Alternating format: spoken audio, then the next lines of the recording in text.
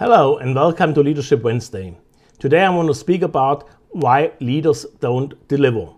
This is a very hot topic, but if you're going around and you're just asking the right question and keeping your eyes open, and maybe from your own experience to see this all the time. And there are probably 4 reasons, maybe there's a lot more, but I want to speak about 4 different things. First of all, it's called the Peter principle. That means that promoting people above their competence.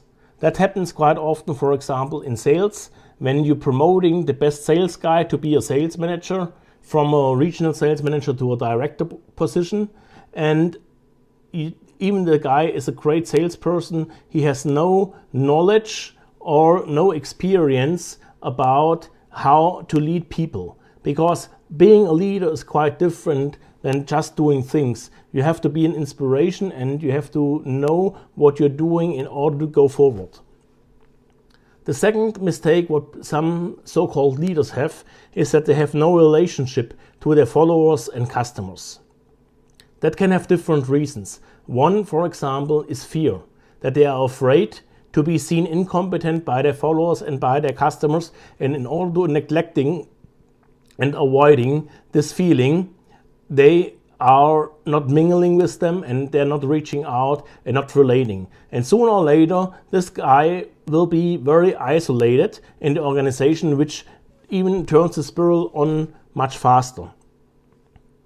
They also sometimes are afraid that they have not enough industry experience. That happens when people are coming from a different industry in a new industry, and usually people in a particular industry are very biased about people from outside because I think, okay, they're coming and they have no experience what we are dealing every day with. And the third thing is arrogance.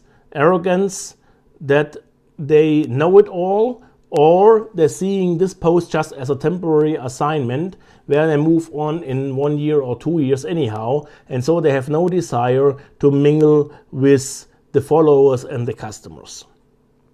Another big point is that they're missing humility, and that is a character fault. That's something what you cannot teach. That is something what you have or don't have.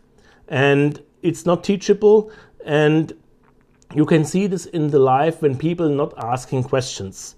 And that means that they are too proud or too shy or too insecure to asking someone for advice. And most of the time, the people on the front, the salespeople, for example, the customer relationship managers, the product leaders, they know much better what's going on in the industry than you ever will know as a leader. And great leaders are asking more questions and giving answers. And if you want to become a better leader, then you should ask people who really know their stuff about advice before taking major decisions. And in the end of this, it shows that they don't trust their people. And so they micromanage every little step, they micromanage every little decision, and you can see this when the salespeople or the people at the front have to get permission for everything. For €5 here, €5 there, they have to get a signature or a stamp on approval procedure. And another trait of a leader which is not delivering is they're avoiding decisions and confrontations. Sometimes the bucket has to stop, and the leader is the person normally addressing the issue, dealing with the issue, making a decision even if it's uncomfortable. And a lot of people don't want this. A lot of people, they just want to have the glory but not the pain.